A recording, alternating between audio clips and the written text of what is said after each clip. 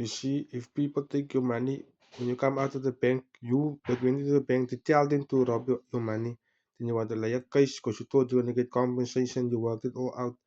Then that people would rob your money, you know them. Then they say, what? We will not give you money back. Otherwise, we tell the police you did rob yourself to get compensation from the bank. Now, there's managers what did that. Now, there's black people that probably took money from the colored tribe like that. Now that managers become managers in the job, now they want to let black people fight against black people. Understand? Black tribe fight against black tribe. That's what they're trying to get that money now.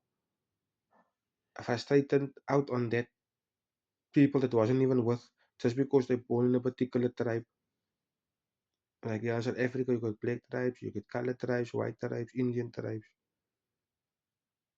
They did that.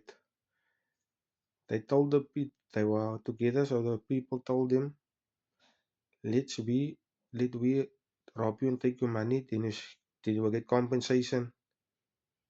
Probably people in the bank. So they said, "Yes, let's do it." And we in it.